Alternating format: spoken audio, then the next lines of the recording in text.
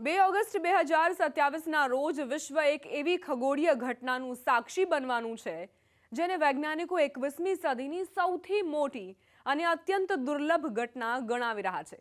આ દિવસે અનેક દેશોમાં અચાનક દિવસના સમય દરમિયાન અંધકાર છવાઈ જશે, તાપમાન અચાનક ઘટી જશે અને કેટલીક મિનિટો માટે એવું લાગશે કે જાણે પૃથ્વી થંભી ગઈ હોય। સોશિયલ મીડિયા પર આવા દાવા હમણાં ખૂબ જ વાયરલ થઈ રહ્યા છે, જેને સદીનું મહાસૂર્યગ્રહણ કહેવાઈ રહ્યું છે, કારણ કે આ 21મી સદીમાં પૃથ્વી પર દેખાતું સૌથી લાંબુ પૂર્ણ સૂર્યગ્રહણ હશે। હવે તમને સવાલ થશે કે શું આખી ધરતી અંધકારમય થઈ જશે? તો તેનો જવાબ છે ના, એવું બિલકુલ નહીં થાય। સોશિયલ મીડિયા પર ફેલાતી વાતોની વિરુદ્ધ આ ગ્રહણ આખા વિશ્વને અંધકારમાં નહીં ડૂબાડી દે, તે માત્ર એક ખૂબ જ સાંકડી પટ્ટીમાં જ દેખાશે। આ ગ્રહણની પાથ ઓફ ટોટાલિટી એટલે પૂર્ણ અંધકારની પટ્ટી લગભગ 258 કિલોમીટર એટલે કે 160 માઇલ પહોળી અને આશરે 15,227 કિલોમીટર લાંબી હશે। આ પટ્ટી માત્ર 11 દેશોમાંથી પસાર થશે। ગ્રહણની શરૂઆત એટલાન્ટિક મહાસાગરથી થશે અને સૌથી પહેલો ગાઢ અંધકાર જિબ્રાલ્ટર સ્ટ્રેટ પાસે પડશે।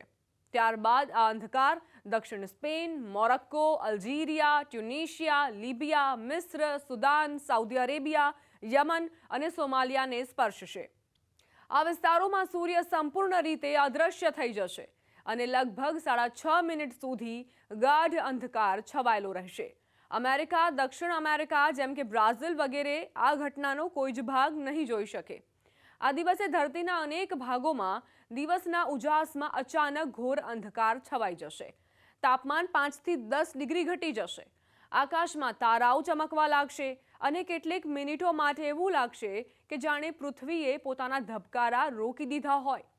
કારણ છે 21મી સદીનું સૌથી લાંબુ પૂર્ણ સૂર્યગ્રહણ।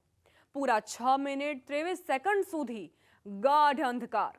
આ દિવસે ચંદ્ર સૂર્યને સંપૂર્ણપણે ઢાંકી દેશે। બપોર જેવો ઉજાસ અચાનક સાંજમાં બદલાઈ જશે। તાપમાન અચાનક ઘટશે, પવનની દિશા બદલાઈ શકે છે અને પક્ષીઓ સહિત અનેક પ્રાણીઓમાં અસામાન્ય વર્તન જોવા મળી શકે છે। પૂર્ણગ્રહણ દરમિયાન સૂર્ય ફરતે વલય, ડાયમંડ રિંગ ઇફેક્ટ, ચમકતા ગ્રહો, શુક્ર, બુધ અને કેટલાક તારાઓ પણ સ્પષ્ટ દેખાશે। હવે તમને એ પણ જણાવી દઈએ કે આટલી લાંબી અવધિ પાછળ કયા કારણ જવાબદાર છે?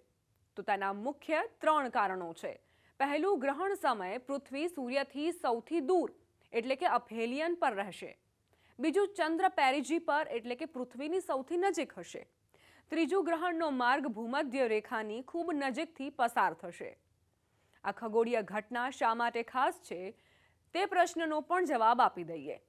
ભારત પૂર્ણ સૂર્યગ્રહણના માર્ગમાં નથી આવતું, તેથી અહીં ટોટાલિટી એટલે કે પૂર્ણ અંધકાર નહીં દેખાય।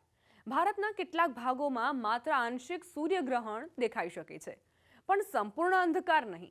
નાસાના જણાવ્યા અનુસાર આટલી લાંબી અવધિનું આગામી પૂર્ણ સૂર્યગ્રહણ 22મી સદીમાં જ થશે, એટલે આજની પેઢીના મોટાભાગના લોકો ત્યારે જીવતા નહીં હોઈ શકે। નાસા, ઈએસએ, ઇસરો જેવી દુનિયાની તમામ મોટી અવકાશ એજન્સીઓ આ ગ્રહણને જીવંત પ્રયોગશાળા માની રહી છે। આ દરમિયાન સૂર્યની કોરોના, તાપમાનમાં ફેરફાર, પવનની દિશા, પ્રાણીઓના વર્તન અને પૃથ્વીના વાતાવરણ પર થતી અસરનો અભ્યાસ કરાશે। વૈજ્ઞાનિકોના મતે પૂર્ણ સૂર્યગ્રહણ દર 18 મહિને એકવાર થાય છે, પણ આટલી લાંબી અવધિવાળું ગ્રહણ અત્યંત દુર્લભ છે। 2027નું ગ્રહણ એટલા માટે પણ ખાસ છે કારણ કે તે ઘણી વસ્તીવાળા અને સરળતાથી પહોંચી શકાય તેવા દેશોમાંથી પસાર થઈ રહ્યું છે।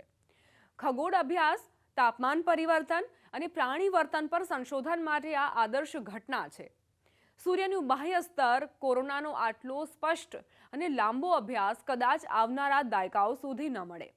દુનિયાની તમામ મોટી વૈજ્ઞાનિક સંસ્થાઓ અને અવકાશ એજન્સીઓ અને જીવંત વૈજ્ઞાનિક પ્રયોગશાળા માની રહી છે।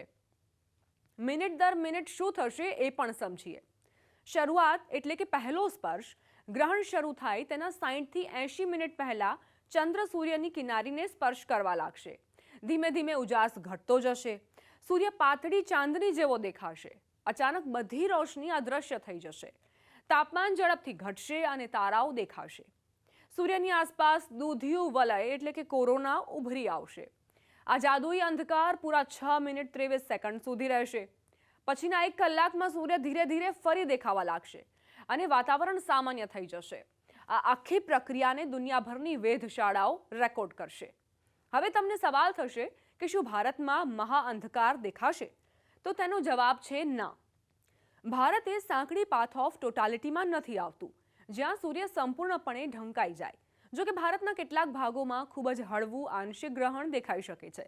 પૂર્ણ ગ્રહણનો સૌથી અદ્ભુત નજારો જોવા માટે સ્પેન, મોરોક્કો, મિસ્ર કે મધ્ય પૂર્વના પસંદ કરેલા શહેરોમાં જવું પડશે.